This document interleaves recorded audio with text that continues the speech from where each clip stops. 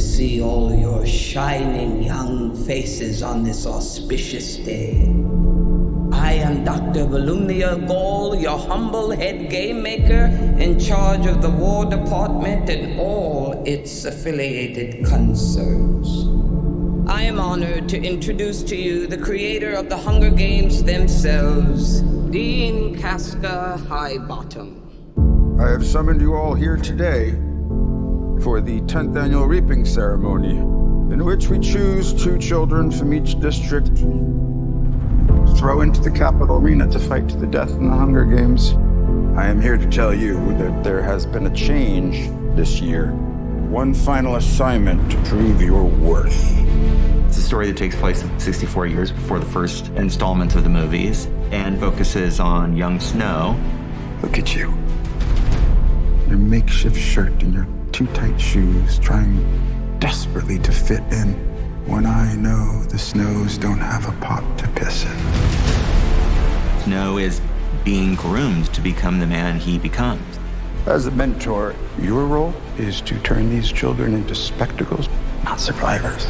Persuade them to perform for the camera.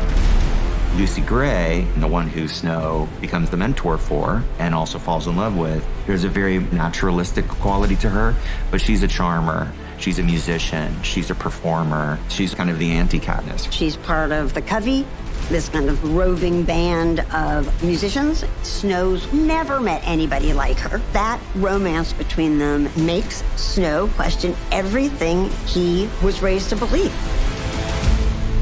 I think there's a natural goodness born into us all.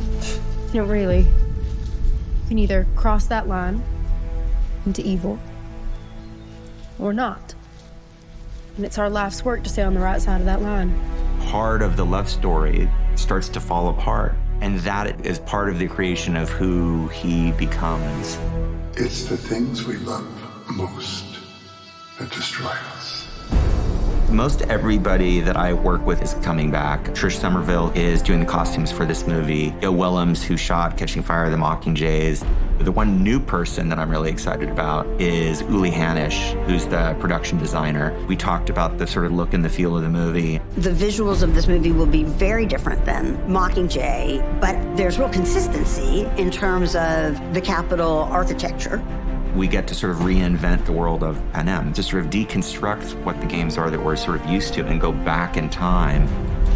It wasn't until I read it that I saw how much music was actually in here. And we met with Dave Cobb. He's a fantastic songwriter and producer. It's going to be fun to take all this history of British Isles music and Southern music and mash it all together in this dystopian way in this future.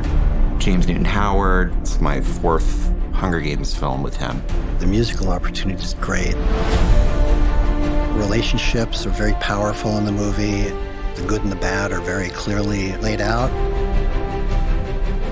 For James and I, it was really fun to explore a new sound for the Hunger Games. Sometimes it's foot stomping and rousing, and sometimes it's haunting, mysterious, and a lot of that is based on the kind of period of the movie itself.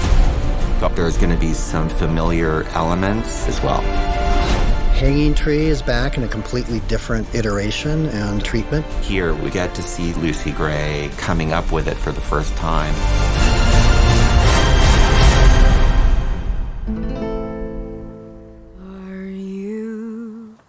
Are you coming to the tree where I told you to run so we'd both be free? Strange things did happen here. No stranger would it be if we met up at midnight